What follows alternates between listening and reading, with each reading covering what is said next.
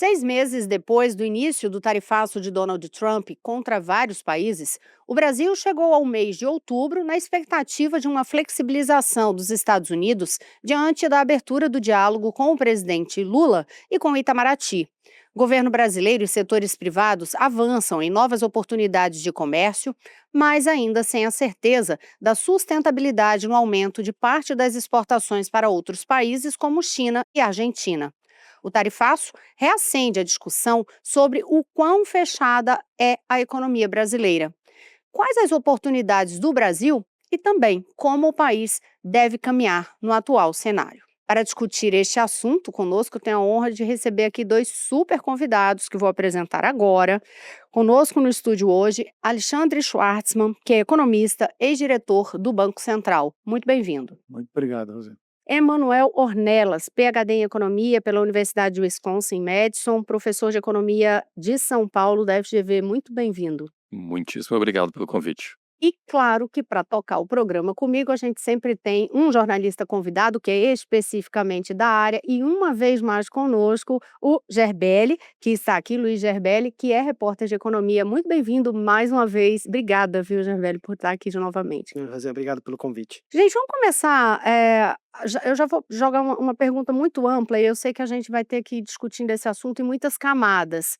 Mas pensando o seguinte, os gestos de aproximação, né, entre o governo dos Estados Unidos e o governo brasileiro, envolvendo os dois presidentes, esses gestos já dão. A gente pode entender que há alguma possibilidade de voltar tudo como era antes ou esqueça? Aquela relação comercial que existia Brasil e Estados Unidos antes do governo Trump 2, aquela já era, não existe mais. O que é que vocês imaginam? Eu imagino que não volta mais, por mais que possa dar alguma química e, enfim, estou sendo algo literal, porque a gente não sabe exatamente o que acontece com o cérebro do presidente norte-americano. Mas, enfim, a coisa é mercurial, ela é transacional, mas acho difícil que tenha condição de voltar exatamente o que era, né? Porque, enfim, vamos lá, o Brasil sempre foi mais protecionista que os Estados Unidos, mas a gente sempre foi um negócio tão irrelevante que, de maneira geral, não faziam muita questão de negociar, etc. Mas eu acho que, pelo que o Trump tem dito, tem feito, vai ser muito improvável que ele chegue. Não, acabou, as tarifas para vocês são as mesmas que tinham, ou fica só com aqueles 10% do Liberation Day. Eu acho que você pode, um setor, outro, alguma coisa que tenha mais sujeita a pressões do próprio consumidor norte-americano, a gente pode ter uma melhora. Mas, de qualquer forma, aquela que quebrou o vaso, você não tem mais como colá-lo, né? Eu concordo e na verdade, acho que até, sou até um pouco mais veemente. Como você tinha dito, Rosane, esquece como as coisas eram. Acho que quer dizer, tem um ponto aqui que obviamente é o Trump mercurial e tudo mais, e a gente tem que lembrar que ele, desde os anos 80, nos escritos, nos comentários dele, ele sempre adorou a palavra tarifa. Ele há pouco tempo atrás, ele disse que era a palavra mais bonita do dicionário. Então ele tem esse viés protecionista desde sempre e isso não vai embora. Ou pelo menos nesses 4 anos de governo, isso não vai embora. Mas acho que vai, inclusive, além desses 4 anos, porque isso já vinha desde antes do Trump, que a gente já via sinais, movimentos no sentido de isolacionismo, maior americano desde o George W. Bush, depois do Obama, em vários sinais. Aí teve o Trump 1, e aí veio o Biden, que muita gente esperava que fosse ter uma reversão da política protecionista do primeiro mandato, e não, teve uma manutenção, na verdade, até foi alguns 2 passos além. Então isso é uma questão do governo americano, de forma, acho que é mais estrutural do que simplesmente ter um presidente com umas ideias meio estranhas. Acho que isso vai durar muito tempo. Eu acredito que a gente não vai ficar nessa tarifa dos 50%, que talvez na média sejam uns 30%, por causa das exceções, mas que o Brasil vai ter que o mundo vai ter um mercado americano muito mais fechado do que era há 20 anos atrás, há 15 anos atrás. Para mim não tem dúvida. É porque até quando a gente fala do tarifaço é isso, né, o mundo, porque não é só o Brasil, é um ataque em várias frentes aí, e inclusive a gente já discutiu isso aqui em outro programa, e vem se discutindo muito desde que foi feito o anúncio do tarifaço, que você não tem qual é a linha de corte dele, né, não existe, é a cabeça dele e acabou. Não tem uma linha de corte do Trump. Não, começa você lembrava, a gente voltar ali para o que foi o Liberation Day, tinha aquela tarifa 10% para todo mundo e tinha uma outra tarifa que depois tinha supostamente uma fórmula, mas o que a gente foi ver era basicamente proporcional ao tamanho que o superávit de cada país tinha relativamente às importações americanas, que é um negócio que não faz o menor sentido, mas, enfim, mas depois nem isso passou a ser um negócio absoluto, a própria por que 50% de tarifa? Ninguém faz a menor ideia, quer dizer, 40% adicional, né. Então, é meio da cabeça dele mesmo e, enfim, não é só nessa fronte, acho que ele você vê, ele prometeu o auxílio ao Zelensky, aí ele de repente falou: "Não, você tem que se render", enfim, depende do momento. Por isso que eu falei um pouco da química do cérebro ali, a gente não sabe muito bem como é que funciona. É, pode-se dizer que era uma química extraordinária, porém também extravagante, né, acho que aproveitando os termos aí, vamos lá, adjetivando. Gerbere. Queria perguntar para os 2 aproveitar para saber então como é que o Brasil age nesse cenário, né. A gente já sabe que a economia brasileira é considerada fechada, o mundo está mais hostil me parece, como é que o Brasil, caminha nesse cenário e que vantagens eventualmente ele pode conseguir alcançar com esse comércio global mais difícil? Acho que num cenário em que assim, a principal economia do planeta começa, quer dizer, tem dados, no momento que o Manuel chamou a atenção, que não é um fenômeno de hoje, né? Tem uma reação anti-globalização nos Estados Unidos, provavelmente não é única lá, a gente vai ver em outros lugares. A gente tem uma discussão de décadas, por exemplo, com a União Europeia, que, enfim, ameaça. Então, acho que é uma oportunidade para você tentar se aproximar de um outro polo importante, que é a União Europeia, um mercado mais ou menos do tamanho norte-americano, né? Eu acho que menos sujeito a reversões abruptas, não por falta de líderes populistas, mas mais pela própria estrutura de governança da União Europeia, que torna difícil qualquer mudança, para bem ou para mal, né. A gente tem visto mais a questão de as mudanças são necessárias para avançar, eles não conseguem, mas para retroceder também não. Acho que a gente deveria caminhar no sentido de tentar finalmente levar adiante, por exemplo, esse tratado de livre comércio com a União Europeia e Mercosul e eu acho que, enfim, pode parecer meio ingênuo nesse contexto, mas a verdade é a seguinte, que o fato de outros países adotarem uma postura protecionista, não quer dizer que você seja obrigado a adotar a política protecionista. Veja, proteção, ela machuca muito mais aquele que supostamente está se protegendo. No final das contas, quer dizer, quem acaba pagando mais caro e perdendo produtividade, etc., é basicamente o país que está implementando a proteção. Então a gente teve uma diplomacia comercial que foi sempre guiada na história de reciprocidade e na verdade também servia como uma bela desculpa para a gente não avançar. A gente pode avançar independentemente do que os outros países estão fazendo, né. Acho que você tentar ampliar comércio, você tentar acessar novos mercados, permitir que novos mercados te acessem também, acho que é um passo importante para aumentar inclusive o tamanho do comércio brasileiro relativamente ao seu PIB e que acaba fazendo com que isso daí, torne o país menos dependente de um ou outro, economia que seja governada por alguém extravagante, né. Eu acho que o caminho eu vejo que é por aí, né, acho que aproveitar isso, não é exatamente uma oportunidade, assim, que foi uma coisa boa, não, não foi uma coisa boa, mas olhar isso uma oportunidade de refletir sobre os rumos que o país tomou, ou tem tomado já há muito tempo, e ver se a gente tem condições de corrigir essa rota. Não que eu tenha a menor esperança de que isso vá acontecer, mas então, o que eu gostaria é isso, o que vai acontecer provavelmente vai ser algo no sentido exatamente oposto ao que eu descrevi. Depois eu quero saber aí só o que é que poderia ser essa mudança de rota, mas deixa eu ouvi-lo. assim, eu digo que para o Brasil e para o mundo, na verdade, eh, isso é ruim. Isso, a gente tem tem uma economia global, que ela é relativamente aberta, e aí o principal, ator está saindo do jogo. Então vai ficar uma economia global mais pobre do que seria. Mas há uma incerteza grande em relação a quanto mais pobre, quer dizer, qual que vai ser o dano disso?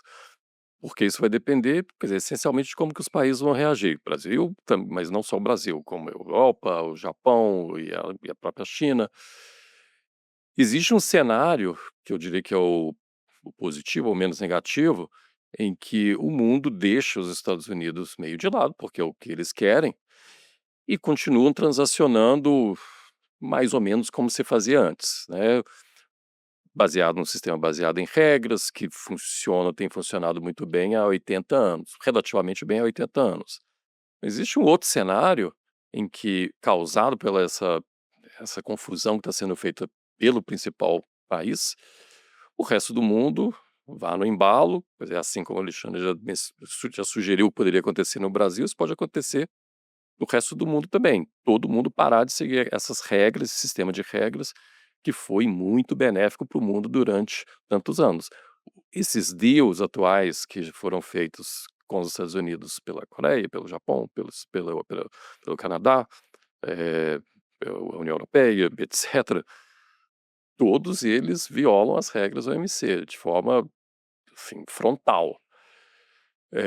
Se isso se generaliza, o impacto para o mundo e para o Brasil pode vir a ser, não hoje, nesse semestre, mas em 5, 10 anos, muito mais negativo do que a gente consegue imaginar hoje. Seria um caos comercial, né? Seria a volta ao período entre guerras, por exemplo, que era o caos comercial ou pouquíssimo comércio, né, cada um por si, o que, para a economia mundial, para cada país individualmente, era muito ruim. A gente teve um exemplo, quer dizer, esse bom ponto que o Emanuel levantou do entre guerras, porque o período até a Primeira Guerra Mundial foi o grande período da primeira globalização, né. Tem uma frase famosa, uma coisa do Keynes, o cavalheiro que pode acordar e pedir na verdade pedia por telégrafo, mas era Na em internet da época. grandes linhas, né, era um pouco o que a gente tinha hoje, você teve uma queda boçal de custos de transporte, uma queda boçal de custos de comunicação, não era internet, mas era telégrafo, era praticamente imediato. Então você já tinha uma globalização que colapsou depois da Primeira Guerra Mundial, então a gente tem uma ideia disso. Não foi, obviamente, tem um certo exagero, foi o fator que causou a Grande Depressão, não foi, mas foi certamente um fator que contribuiu para os impactos negativos da Grande Depressão, mas minha preocupação maior não é nem a questão da flutuação cíclica, é que a gente viu que o fenômeno de globalização, né, por mais que gere ganhadores, perdedores, tem gente que é realmente muito prejudicada, todos que se beneficiam muito mais, mas assim, no conjunto da obra leva a uma economia que é mais eficiente. A gente viu as cadeias de suprimento que se formaram, quer dizer, com queda de custos, boa parte dela sendo apropriada por consumidores, um crescimento global de produtividade. Você tirar isso da mesa significa o seguinte: a gente vai ter um crescimento de produtividade mais lento. Quer dizer, mas pega tudo o que aconteceu lá de 1980 e poucos até 2020, né, e põe um sinal de menos, fala: um pedaço disso a gente vai devolver". Então, vai ser menos produtividade, menos crescimento, grupos que conseguiram sair da pobreza, e aqui eu estou pensando principalmente em China e Índia, né, você não vai conseguir reproduzir esse tipo de fenômeno, né, porque não tem esse crescimento de produtividade que permite exatamente que as periferias que estavam consigam se beneficiar disso. Então acho que é bastante negativo, né, novo, não é para os próximos 6 meses. Se a gente pensar num mundo em que a globalização entra em reverso, né, e demora 30, 40 anos para voltar, a gente vai ter 30, 40 anos muito piores do que foram os 30, 40 anos que antecederam a atual década, né. Ô Schwartzman, mas quando você faz essa observação, especificamente referente à Ásia, Chegaria um ponto, dá para se imaginar um cenário, tô pensando no cenário de causa aqui, de inclusive reverter ali aquele milagre asiático que ocorreu? Seria algo tão temeroso assim? Eu tenho a Uhum. impressão que não. Tá. Acho que a China já ganhou uma massa suficiente. O que acontece é que, quer dizer, o catch-up da China teve intrinsecamente ligado à questão de globalização, como foi em boa parte dos países asiáticos. Eles tiveram uma estratégia de crescimento que envolvia um grau grande de integração aos fluxos de comércio internacional, contrário à nossa experiência aqui, que sempre foi mais voltada para dentro, né. Ele sempre foi, mas já adquiriram uma massa. Então a China em si já é um polo e tem alguma coisa, o Japão é um polo. Então não acho que a gente vai voltar a ver a miséria chinesa da época que foi, a menos que, isso aconteça um desastre mesmo lá, né. Mas eu acho que essa oportunidade, por exemplo, pensar numa Índia que está no meio do caminho, ela não vai ter, por exemplo, as mesmas oportunidades que foram, de alguma forma, dadas à China, porque ela entrou nesse processo, ela se beneficiou e beneficiou o processo pelo seu próprio tamanho, ela teve a oportunidade aí de viver 30, 40 anos, com esse modelo, né. É uma oportunidade que a gente vai negar para outros países que poderiam seguir um pouco nessa que estão mais para trás da China, pensar numa Indonésia, a Índia, num certo grau o Vietnã, embora seja muito menor. Então acho que é um pouco por aí. Porque foram justamente as regiões que saíram vencendo ali aquela situação de miséria, né. É. Você vem uma atração que vai puxando todos os outros países. Jardel. Então a pergunta parece um pouco estranha, então a gente caminhar para um mundo que, no fundo, as pessoas não vão enriquecer como enriqueceram no passado, por conta desse cenário, né. Como é que a gente chegou até aqui e como é que convencer as pessoas de que: "Olha, o sistema que a gente tinha lá atrás, reduziu muito a pobreza, melhorou sua qualidade de vida, melhorou o seu acesso a bens". Como resolver essa equação, assim, que parece tão óbvia, mas no mundo de hoje não tá tão óbvio, né? É, realmente não é óbvio. Parte da história, certamente, como a gente mencionou mais cedo, todas as mudanças podem ser de política comercial ou tecnológicas. Você vai ter ganhadores e perdedores. Isso aí me parece, em alguma medida pelo menos, uma reação dos perdedores, mas com uma certa miopia. Da minha perspectiva, o cenário ideal, que parece maldade ao falar isso, mas seria a economia dos Estados Unidos sofrerem um baque muito forte do próximo ano ou 2, nos próximos 2 anos, para que a população entenda que essas políticas, elas na verdade identificou-se que, quer dizer, há um problema, em particular perdedores e ganhadores ali do processo de globalização e do processo de melhoras tecnológicas, e aí existe uma camada grande da população americana, isso vale de certa forma para outros países do mundo também, mas mais claramente nos Estados Unidos, querem fazer alguma coisa para mudar isso. E, ok, aí a questão é o que que você vai fazer? A minha interpretação, eu acho que de muita gente, é que o que está sendo feito não vai ajudar em nada, na verdade vai ser muito ruim para a economia americana como um todo. Por exemplo, uma coisa usual que se fala lá é a saudade do período onde o setor industrial, as manufaturas eram fortes e aqueles empregos, chamados blue collar, na manufatura, eram vastos e pagavam bem, eram bons empregos.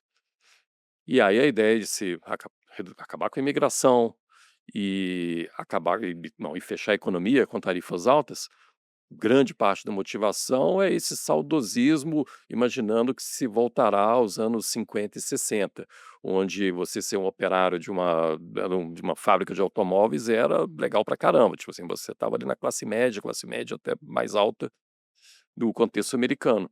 Isso não vai acontecer por uma série de motivos. Qualquer fábrica de automóveis e várias outras manufaturas que você vai olhar pelo mundo, tem pouquíssimos trabalhadores. Além de que você tem que imaginar, até você ter esse investimento para se recuperar essa manufatura nos Estados Unidos, vai ter que passar muito tempo, vai ter que reduzir a incerteza, porque com essa incerteza ninguém vai investir. Então não vai acontecer. Então eu digo que esse é o meu cenário favorito, no sentido de que eu gostaria que a população americana, né, e os grupos americanos de forma geral, entendessem que isso é um tiro no pé. Agora, quando que isso vai acontecer é difícil de prever.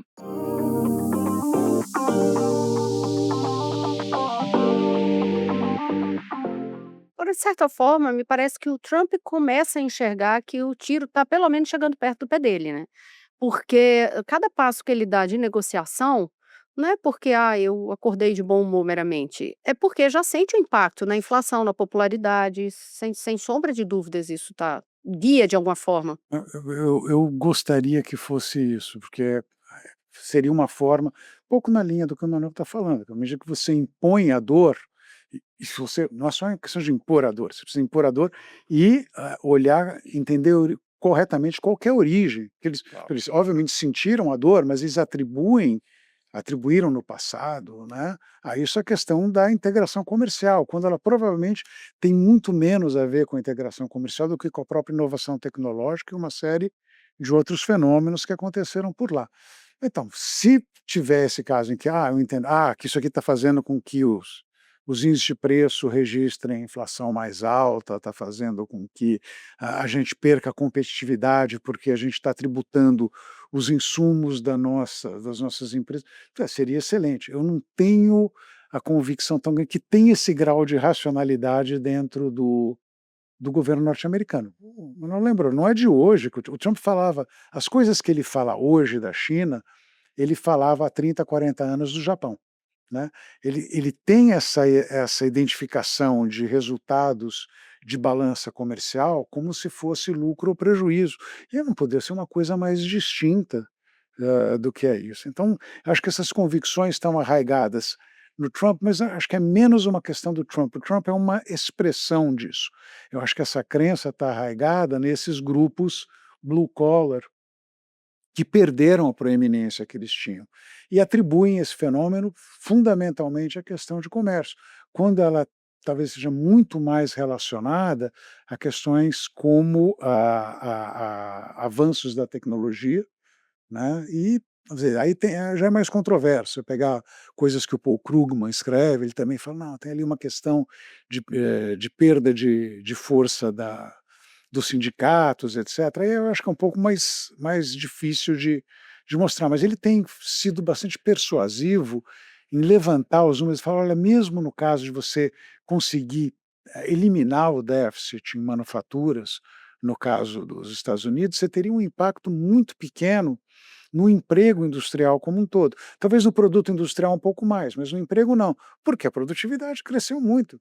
Fábricas de automóvel não emprega mais aquela quantidade de metalúrgicos, tem um monte de robô lá, né. E você conseguiria fazer isso, você talvez até tenha algum impacto, mas lembra, os recursos não são infinitos. Se você está produzindo mais manufatura, você vai ter que deixar de fazer alguma coisa, né, você vai ter que abrir mão de uma série de atividades.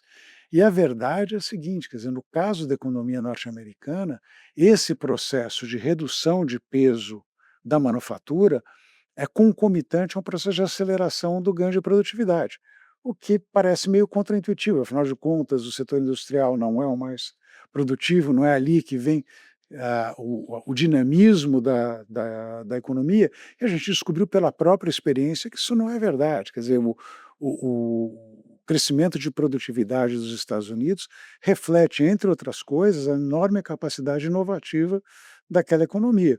E quando a gente pensa numa Apple, a Apple não produz iPhone, quer dizer, não produz iPhone nos Estados Unidos. Quer dizer, ela usa a expertise dela para criar, desenhar esse novo produto e terceiriza a produção para Taiwan, para Foxconn, para a Índia, por onde for, porque o ato de montagem em si é um ato, não é exatamente onde está o valor da coisa.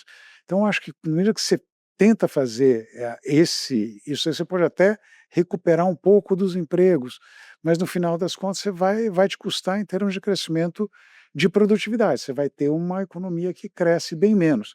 Quanto disso as pessoas vão conseguir, você falou de miopia, é a pura verdade, mas a pessoa vive a experiência do dia a dia, uma da coisa mais difícil que economista tem para explicar é o que é vantagem comparativa, né. Por um acaso desse eu estava, lendo a coluna da Deirdre McCloskey que vai ser publicada na Folha, né, ela colocou no Substack dela a versão em inglês, né, e era especificamente falando sobre vantagem comparativa. A dificuldade que economista tem de fazer com que as pessoas entendam o que é vantagem comparativa e como isso é importante. E aí, isso é uma barreira quase que intransponível. Só economista pensa em vantagem comparativa. Queria então só trazer um pouco então para o cenário local para entender assim, quão fechado o Brasil é, em relação ao comércio global, se enfim, se na avaliação de vocês é fechado ou não, eh, e o que que a gente conseguiu avançar, porque me parece que a gente conseguiu o Brasil reduziu tarifas ali nesses anos 90 e depois de importação e depois nada foi muito feito ali, né. Queria uma avaliação de vocês sobre isso, assim, o Brasil é uma economia fechada, se sim ou não, e o que que a gente tem como consequência disso? Sem dúvida, eu fazer uma autopropaganda aqui, que eu mais 2 colegas, o João Paulo Pessoa e o Lucas Ferraz, a gente escreveu um livro sobre isso. O Brasil é fechado, não é? Em grande medida foi a nossa ansiedade quando em ver essa pergunta sendo feita em vários cantos do Brasil e a resposta muitas vezes é: "Não, o Brasil não é fechado, porque o Brasil é uma economia grande, também afastado e tudo". E aí, bom, a gente mostra ali de umas 14 formas diferentes ali que o Brasil é muito fechado. Agora, é verdade também que, relativamente ao que está acontecendo agora nos Estados Unidos, todo o nível de fechamento de países fechados, exceto lá os extremos da Coreia do Norte, tudo, quer dizer, tudo virou peanuts ali, tudo ficou pequenininho porque os Estados Unidos estão indo para um nível de proteção, isso, a nível de, assim, tá voltando, basicamente estão voltando a 1930. Mas, quer dizer, tirando esse, espero que seja esse soluço histórico aí, a coisa americana, e a gente volte retorne ao que a gente estava no passado, há pouco tempo atrás, o Brasil, nesse contexto internacional, é muito fechado. E eu fico receoso dessa, quer dizer, basicamente, bom, a gente historicamente sempre fomos fechados e grupos de interesses, né, os grupos que ganham com essa proteção sempre foram muito vocais, muito fortes. E o meu temor, entre vários, né, com o que está acontecendo atual, é que esses grupos se sintam mais empoderados ainda com o que está acontecendo nos Estados Unidos. Fala, pô, se os caras que são, né, historicamente aí os baluartes aí do liberalismo acham agora, entenderam agora que se fechar é muito bom, por que que nós iremos fazer diferentes? E isso, aí vai ser mais um nosso tiro, mais um tiro no nosso pé. Além de ter mercados, o principal mercado do mundo fechado para a gente, nós iremos nos fechar em relação ao resto do mundo ainda mais. Não sei se isso vai acontecer, eu temo que isso possa acontecer, porque abre-se o espaço para esse tipo de narrativa que eu considero muito perigoso. Se eu aproveitar, porque eu concordo absolutamente com o Emanuel, a gente é fechado, né, você falou 14 métricas, mas eu acho que é por aí mesmo. Quer dizer, não adianta olhar uma, não é só somar exportação, importação de você vai olhando no conjunto da obra, nós somos, mas tem já um movimento, é uma coisa curiosa, porque existe um movimento de grupos no governo, em certos círculos não, o Brasil não é uma economia fechada. A gente viu um artigo da Folha essa semana, 2 economistas, não, porque a tarifa efetiva média do Brasil não é tão alta assim, é que é assim, uma barbaridade, porque a tarifa efetiva não é uma maneira de você medir o grau de fechamento da economia. Dá um exemplo simples, você coloca uma tarifa absurda, 500% num determinado produto, você não vai importar nada desse produto. Se você não importa nada desse produto, o peso dele na hora que você calcula a tarifa é zero. Então simplesmente some. Então não adianta olhar. E o fato é que assim, o Brasil, a dificuldade no Brasil é fazer avançar uma agenda de aumento de integração comercial, porque tem vários grupos de interesse que se posicionam historicamente contra isso, né. Eu acho que, E um pouco meu temor é esse, tá, não, vocês sempre falaram dos Estados Unidos e agora os caras estão fechando, como é que agora vocês vão defender isso? Porque eu não estou defendendo, nunca estive defendendo os Estados Unidos. Quando adotavam políticas corretas, maravilha. E se beneficiaram, como eu falei, extraordinariamente disso. O desempenho da economia norte-americana nos últimos 25 anos, em que pese 2 crises severas, ou 3, se a gente quiser contar também a dot-com, teve o subprime e a própria pandemia, mesmo com 3 crises severas, foi um desempenho invejável. E esse desempenho invejável, ele vem fundamentalmente do crescimento de produtividade do trabalho, produtividade total dos fatores. Tem um lado que é, obviamente, inovação, mas muito disso é possibilitado pelo fato de que você, de fato, pode tirar um pedaço da tua população, falar, não fica mais costurando roupa ou fazendo automóvel, vai pensar em coisas novas. Então, é fundamental. Quer dizer, os Estados Unidos vão perder isso, não é motivo para que a gente perca isso também. A gente nunca teve muito. Então, acho que tem, mesmo no contexto de hoje, tem muita gente que defende essa tese ah, extravagante, né? Tipo, não, não, a gente não é uma economia fechada, na verdade a gente é uma economia bastante aberta e faz esse tipo de conta, esquece das barreiras não tarifárias, esquece de uma enorme, quer dizer, burocracia que tem a esse respeito. Algumas formas mais sutis de proteção, ou não tão sutis, você né, coloca tributo no bem final, mas reduz a tarifa nos insumos, isso aumenta a proteção efetiva. Então tem, enfim, vários mecanismos que a gente tem que olhar com certo cuidado. Então não tem muito que discutir que o Brasil é uma economia fechada. Quer dizer, qualquer um que lide com o negócio de importação no dia a dia sabe o inferno que é que tentar importar qualquer coisa no Brasil, né? Me surpreende que tenha gente que defenda isso, em particular que tenha gente no governo que defenda isso assim veementemente.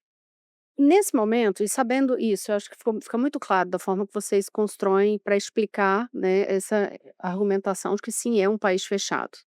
A gente pode, de forma otimista, pensar: "Ah, então agora, em especial com esse susto", não deixa de ser um susto, além do abalo real, um grande susto com esse tarifaço, dos Estados Unidos, pensar em abrir um pouco mais.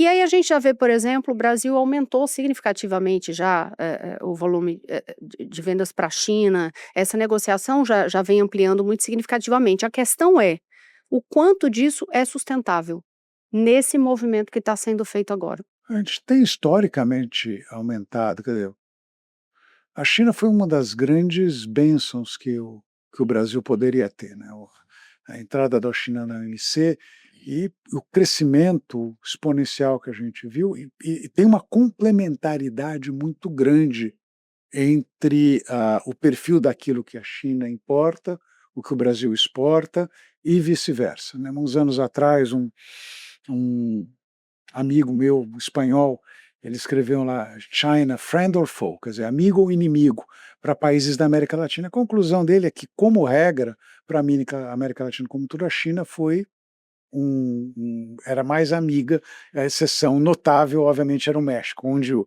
perfil de exportação era muito semelhante, né, e foi devastador também para a economia mexicana.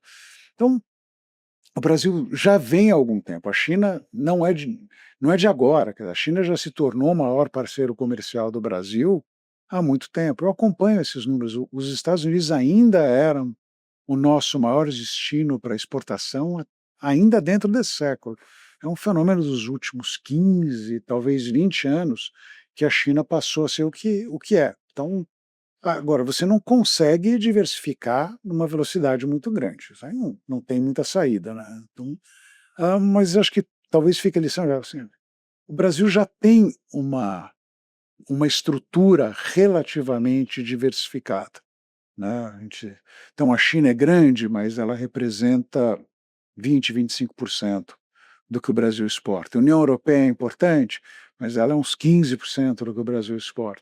Estados Unidos, 12%. Então, dá para avançar nesse processo, mas isso envolve, acho que um esforço de realmente buscar mecanismos diferentes. A gente sempre foi muito passivo nesse tipo de coisa. O crescimento das exportações para a China não aconteceu por desígnio, não foi alguém que pensou, falou, pô, a China está indo bem, não, foi um movimento puramente de mercado. Os caras estão crescendo barbaramente, precisavam de minério de ferro, petróleo e soja, e olha lá, a gente produz minério de ferro, a gente produz soja, e nos últimos 12 anos começamos a produzir petróleo para caramba. Então, nós nos beneficiamos disso, mas não houve uma orientação nesse sentido, foi muito mais uma resposta aos estímulos de mercado. Os preços subiram, tem mercado, vai produzir.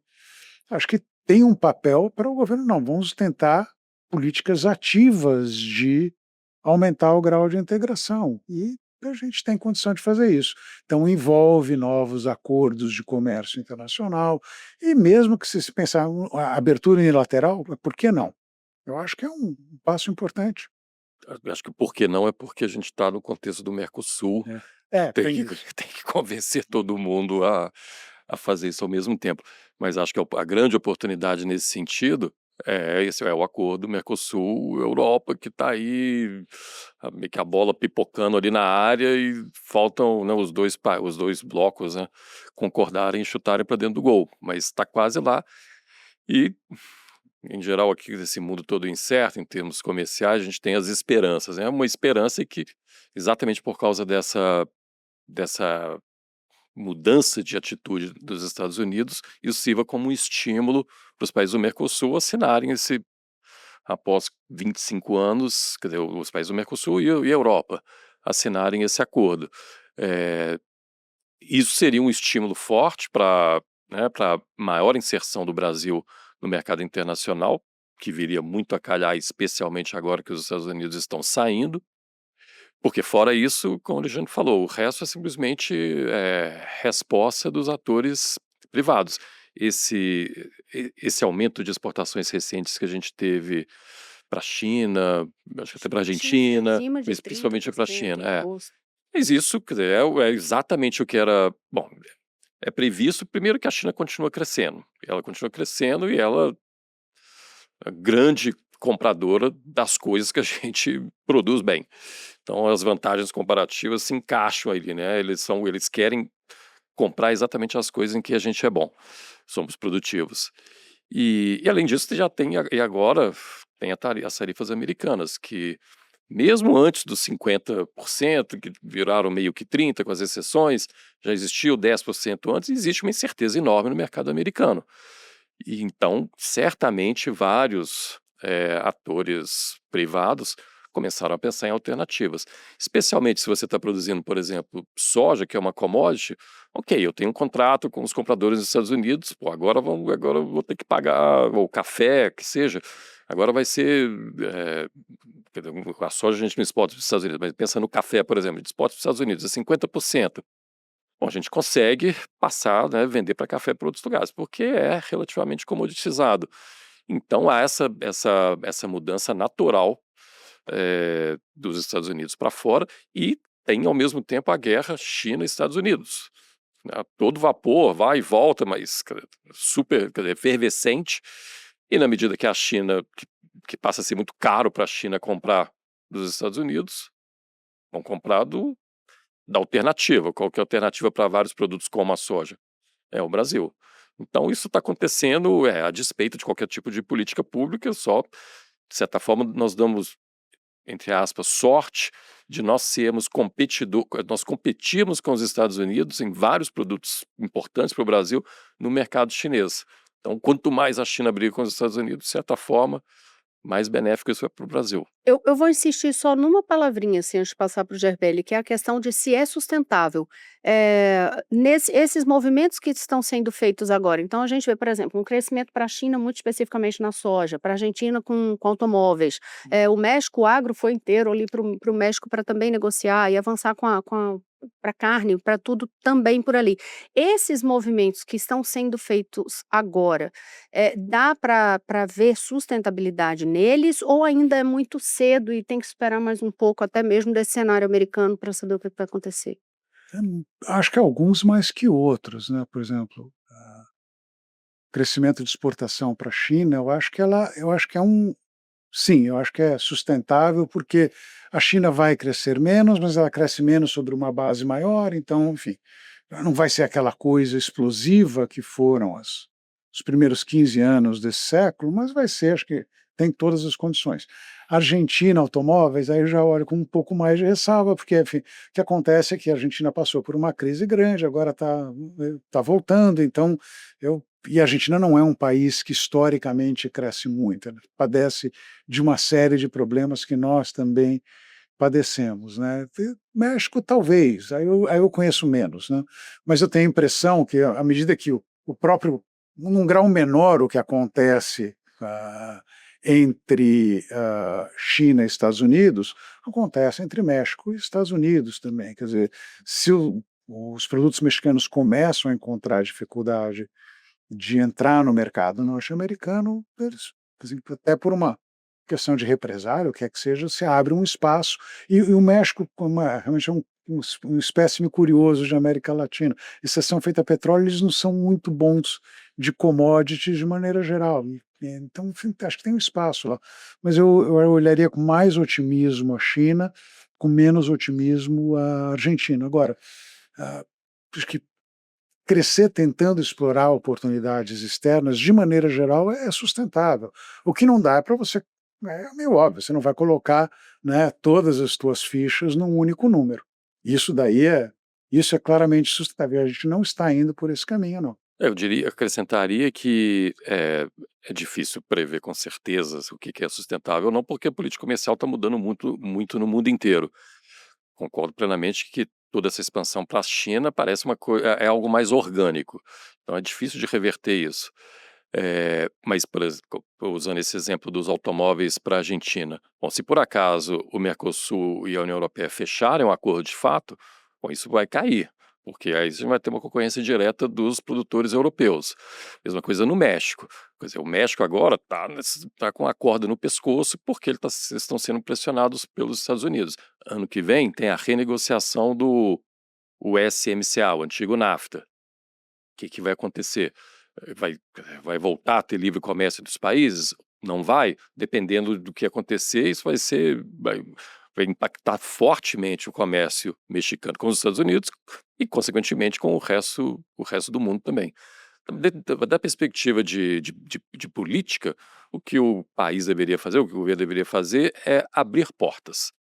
Aí, se os exportadores vão procurar né, um comprador no México, na China ou na Europa, isso, o setor privado vai ter mais capacidade de dizer para onde vale mais a pena ir do que o governo. O papel do governo seria só abrir portas.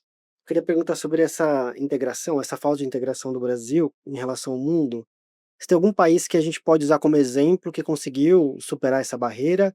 Como é que foi esse processo? Como é que deve ser esse processo? Ele deve ser gradual? Se a gente deve olhar por setores? Quais setores fazem sentido, eventualmente, ter algum tipo de tarifa mais alta? Enfim, como é que é esse processo de integrar a economia ao restante do mundo?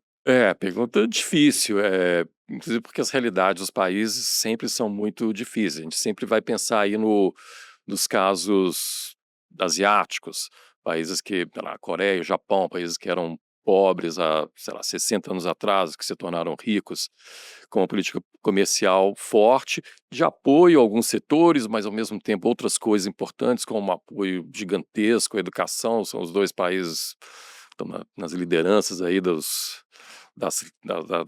rankings de educação. E ao mesmo tempo a gente tem a América Latina, que historicamente sempre tentou escolher ali os seus vencedores, e a gente sabe que isso foi um fracasso retumbante. Eh, o ponto é, a melhor estratégia para um crescimento seria simplesmente uma política ali laissez-faire, onde o governo não faz absolutamente nada, não ajuda nenhum setor? Não, não é. Certamente há setores em que fariam sentido ter algum tipo de apoio, tipicamente temporário, do governo. Quer dizer, duas coisas que são muito difíceis. Primeiro é identificar esses setores. Como que o governo identifica os setores que vão trazer crescimento para o setor e para o resto da economia? A outra coisa é saber a hora de parar. Vamos supor que você tem um governo iluminado que consegue identificar bem esses setores, oferece algum tipo de subsídio, de proteção, e aquele setor cresce e gera umas externalidades positivas, né, num primeiro momento ali para o resto da economia. Agora, quando que para? Depois do terceiro ano? Depois do sexto ano? Depois de 30 anos? Bom, no Brasil, a história que a gente tem é que a gente ficou, acho que não escolheu certo e ficamos, não deu certo ainda, então vamos continuar, e aí vamos mais 10 anos, e aí você destrói a produtividade do país. O crescimento da produtividade é baixíssimo no Brasil, em grande parte por causa desses movimentos. Então, dada a dificuldade em se identificar os setores corretos e de saber a hora de parar, eu prefiro uma política mais segura, que é só, como eu mencionei antes, de abrir as portas e dar um máximo de flexibilidade para o setor privado para encontrar essas oportunidades. É, eu acho que o caminho é por aí mesmo, acho que tem que ser uma coisa mais horizontal, né, quer dizer, é para todo mundo, né. Nesse aspecto, o o Manuel fez lá um merchan do texto dele, né, o texto não é meu, então, mas é do CDPP, eu faço parte, né, o Centro de Debate Ah, pode Políticas fazer os Públicas. merchans, se a gente tiver Não, link, a gente faz questão, até a inclusive, gente de colocar o link na descrição do programa, porque é importante para as botaram, pessoas quer irem dizer, a lá gente consultar. até trouxeram alguns exemplares. O trabalho foi coordenado pelo Daniel Glazer, lá no CDPP, um monte de gente contribuiu para essa área de integração. Tem o trabalho do Rafael Dix Carneiro, o Rafael é um cara, o Rafael está lá nos Estados Unidos, é um acadêmico lá, e a preocupação do Rafael é basicamente não é com a proteção aos setores, é muito mais a proteção aos trabalhadores. Como é que você faz para lidar, porque a gente estava falando lá logo no começo, quer dizer, o comércio internacional ele melhora o bem-estar como um todo. Tem um truquezinho nessa história, só de melhora o bem-estar como um todo, que a gente consegue, em tese, fazer alguma distribuição lá que todo mundo fique igual e alguém fique estritamente melhor. É um meio acadêmico, mas enfim. O fato é que, concretamente, tem gente que perde. E tem dois problemas. Primeiro, você não quer que essas pessoas percam por uma questão social, humana, quer dizer, você não quer jogar o cara na miséria. Segundo, você também não quer porque essas pessoas não vão perder de boca fechada. Pode acontecer como aconteceu no caso americano, que as pessoas reagem a isso e acabam, na verdade, limitando o teu próprio, a tua própria capacidade de integrar. Você tem que desenhar um conjunto de políticas, na verdade, é para amparar esses segmentos que estão sendo mais prejudicados. E aí tem métricas, tem formas. Então, procurarem ali nos estudos do Rafael que estão no livro, vai encontrar alguns exemplos de questão de uma presença ou não de mercado de trabalho formal, informal, tem, enfim, tem uma série de estudos, mas acho que prosseguir na integração, eu acho que tem que, em grandes linhas, na minha cabeça, pelo menos é isso, é horizontal, ou seja, todo mundo passa a ter isso, não vamos privilegiar um setor ou outro, porque é difícil, e porque para tirar depois vira a Zona Franca, ganhou mais 50 anos, não foi nem 10 nem 3, É. 50 anos de Zona Franca, mas por outro lado vamos preocupar com, enfim, aqueles segmentos populacionais que foram mais afetados. Você pode ter um efeito geográfico importante, então, sei lá, a indústria calçadista era relevante em Franca, a indústria calçadista foi dizimada, o que a gente faz com Franca? Então, você tem esse tipo de coisa, eu acho que faz sentido estudar, e faz sentido oferecer políticas compensatórias, que pode ser retreinamento, pode ser educação, pode ser até uma política de benefícios sociais por um período de alguns anos, etc., para que você possa moderar esse impacto e construir o consenso da sociedade para prosseguir no movimento de integração. Mas, assim, proteger o setor, eu olho para isso, eu sou muito cético, porque os pontos que o Emanuel já levantou. Difícil de identificar e difícil de tirar depois. Você não consegue. No Tá, máximo muda vamos o ver. nome do programa, né? Ah, Muda o nome do programa. Não, exemplos vamos ver a vários. discussão sobre o. Não é um assunto que a gente está tratando hoje, mas todos os programas de desoneração da folha que foram criados ali na década passada, ou um pouco mais para trás, e agora você não consegue reonerar. Tá? Quer dizer, era Setor de automóveis, supostamente para exemplo. lidar Perfeito. com um problema temporário, você não consegue mais tirar aquilo. E aí? Hum. Esse setor de automóveis que é realmente, agora a gente viu aí o requentamento com, é por isso que eu digo novos nomes somente, né, do Nova Indústria Brasil. Quando você Era inovar mergulha alto ali, antes, aí você vai história. só maquiando um novo nome, assim, são programas fashionistas, eu diria, que tá pegando uma moda com algum nome algum nome novo. Gerbelli. Só queria, aproveitar também, a gente tocou no de Mercosul, União Europeia, queria saber como é que vocês veem, se enfim, se de fato esse acordo, eh, fica de pé de forma concreta e o que que a gente pode esperar dele, pra cá, assim, o que que a gente pode ganhar com esse acordo do Mercosul, União Europeia, na avaliação de vocês?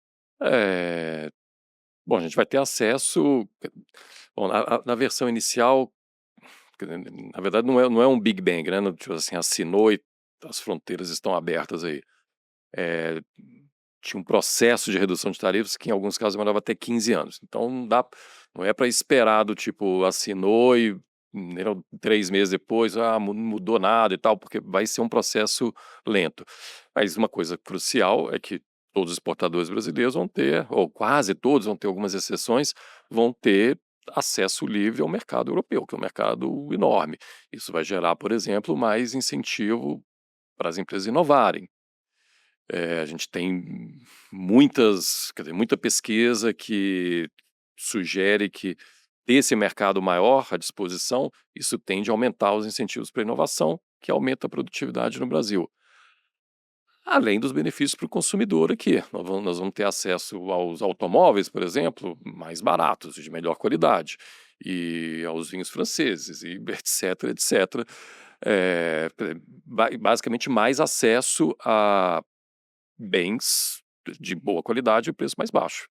Que no final das contas esse é o benefício de comércio. A gente não precisa de estar fazendo, usando aquele termo lá que o Collor usou lá atrás, a gente não precisa de ficar andando nas carroças, a gente pode ter um carro melhor, quer dizer, basta você, como foi feito lá atrás, reduz essas tarifas, reduz essas barreiras, e o resto do mundo está produzindo coisas de mais alta qualidade e é um preço mais baixo do que a gente faz aqui no Brasil. Por que que nós vamos nos penalizar com isso se a gente pode ter esse acesso? Esse é essencialmente os ganhos. E todos os cálculos que a gente, no próprio livro que eu mencionei aqui, a gente faz uns cálculos sobre quais seriam os benefícios em termos de impacto sobre PIB, sobre exportação, não vou lembrar de cabeça aqui, já tem uns 4 ou 5 anos, mas é coisa significativa. Então será benéfico para a economia como um todo. Claro, vão ter alguns setores que vão perder. O próprio setor de automóveis aqui, de certa forma, vão perder, embora boa parte das multinacionais sejam europeias, então, na verdade, vai ficar tudo em casa ali, entre eles. Mas há ganhos, sem dúvida. Qual seria o principal? Oi? Ele fala: "Há ganhos sem dúvidas". Na tua visão, qual seria o principal? Não, mas acho que não tenho muito a acrescentar, não tenho nada a acrescentar ao que o Manuel descreveu aqui não. Eu queria chamar só a atenção para o seguinte, quer dizer, a gente sempre tem uma dificuldade nessas coisas, né, porque, já está todo mundo na mesma página. Então se teve momentos em que o Brasil estava numa página mais aberta, não peronomútil, né, e a Argentina não. E teve momentos que a Argentina está numa página que eles estão mais dispostos a avançar e, concretamente no caso atual, eu acho que menos. É, mas, talvez estejamos nos encaminhando para uma situação em que, um pouco por força do tarifaço, a necessidade de diversificar, tem um incentivo maior para o nosso atual governo se engajar nesse processo, e a Argentina, por razões ideológicas que seja, acreditar no liberalismo do Milei, que esteja também pronto para fazer isso. Obviamente, Mercosul não é só Brasil e Argentina, mas na prática é Brasil e Argentina. O resto, o Uruguai está disposto a prosseguir um processo de liberalização, o Paraguai vai junto, e a Venezuela tem jeito de lidar com eles, né? Então, eu acho que a gente tem que, talvez, uma janela de oportunidade de levar a gente, pelo menos do nosso lado. Claro que vai depender do lado de lá, que também não é inocente. Quer dizer, por mais que a União Europeia seja uma zona de, enfim, ah, ela é uma união aduaneira entre eles. Ela é normalmente bastante aberta, mas a gente sabe de alguns segmentos que são bastante protecionistas, que nos afetam em particular, França e agricultura. Né? Quer dizer, os franceses têm uma dificuldade, a gente está falando dos vinhos, os vinhos são ótimos. Tempos atrás eles estavam destruindo vinhos espanhóis supostamente, que entram lá sem imposto. Então, são vinhos muito bons, diga-se de passagem. Mas então também tem o lado de lá, precisa de alguma forma também aceitar esse tipo de coisa. Mas acho que a gente tem uma oportunidade realmente única para avançar ali. Eu quando estava no Banco Central, porque eu estive no Banco Central há 20 anos, gente, faz tempo pra caramba. Lembro que a gente estava ali tentando colocar em pé uma proposta de abertura de serviços financeiros, então eu falei isso é 2004, 2005, para ver se a gente conseguia avançar. Tem 20 anos que aquele negócio está sendo discutido. Talvez esteja finalmente no momento em que, tá bom, a gente já discutiu, mas a gente pode seguir. Eu acho que a oportunidade é boa porque tem a chance de um certo alinhamento de interesses dos dois principais sócios do Mercosul nesse exato momento. Ou talvez eu seja muito otimista, que é uma coisa que nunca me acusam, mas ocasionalmente acontece. Essa é boa, vou guardar esse, fazer aquele recorte, assim, deixar guardado para usar um dia. A gente já está caminhando para o finzinho, vou passar de novo aqui para o Gerbelli e já pedir para vocês irem fazendo considerações finais. Queria só se vocês pudessem detalhar, eh em que momento esses efeitos ou essa perda de produtividade, esse ganho menor de produtividade da economia americana vai ficar mais evidente lá? Isso é uma questão, só para deixar mais claro, isso é uma questão, a gente está falando num governo Trump ou a gente está falando de coisas de década, assim? Esse é um processo de longo prazo, é isso, assim? O que a gente pode esperar dessa reversão que os Estados Unidos estão vivendo? Bom, por mais que eu concorde com a maldade do Emanuel, que seria bom que sentissem a dor, eu acho que não vai ser um fenômeno tão imediato, não. A gente tem outros fenômenos acontecendo. Tem coisas importantes acontecendo nos Estados Unidos, em particular essa febre de inteligência artificial tem levado a um aumento acelerado de investimento em data centers, né, que tem levado a um certo momento de. Então, acho que até segura a economia. Então, não é uma questão do ciclo econômico, eu vejo muito mais como uma economia que vai perder produtividade, e isso é um fenômeno que vai afetar a média do crescimento nos próximos 5 ou 10 anos, mas em si não vai levar a uma recessão ou uma grande crise, nem nada. Então, eu vejo isso como um fenômeno mais lento se materializando ao longo de vários anos. E dentro daquela miopia que a gente você nem percebe, porque você tem que comparar o crescimento mais lento com relação ao crescimento que teria ocorrido caso você não tivesse imposto essas tarifas. Como é um negócio não observável, a pessoa, não, tudo bem. Então, mas quando a gente olha para o que a gente em economia chama de contrafactual, eu acho que a gente, daqui a alguns anos, ó, o Manuel vai sentar com os colegas dele, vai fazer ali um estudo de qual o impacto das tarifas, né, e vai concluir que deixou um pedaço grande do PIB no caminho.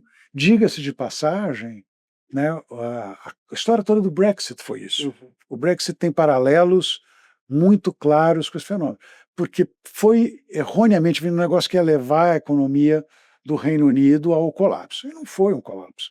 Agora, se a gente olhar o que foi a trajetória da economia britânica no pós-Brexit, é um desempenho muito ruim, e ruim comparativamente ao que se via antes. Você imaginava uma extrapolação das tendências que vinham antes, que é um contrafactual meio bruto, mas né? Tem uma economia que tem tido um desempenho decepcionante. Né? Então eu vejo o cenário americano um pouco nessa linha. Eu concordo, mas acho que vou ser um pouco mais enfático. Eu acho que, bom, essa pergunta de quando que vai chegar o efeito sobre inflação, etc., e todo mundo esperando e realmente está demorando mais do que a maior parte dos analistas imaginavam. Mas isso vai vir. Então você vai ter um impacto de menos eficiência e menos riqueza no governo americano, é verdade. Ao mesmo tempo, a economia americana é dinâmica por uma série de motivos históricos. E tem a coisa da inteligência artificial agora bombando e vários outros setores que continuam indo bem a despeito do que está sendo feito agora, porque isso é essencialmente reflexo décadas, ou talvez até séculos, de coisas bem feitas por lá. Aglomeração, por exemplo, de pessoas muito capacitadas e com grandes ideias, por exemplo. Então, eu acho que vai ter um impacto negativo que a gente vai ver aí, talvez nos próximos 2 anos, em função da política de tarifas e que implica não só mais proteção, mas muito mais incerteza.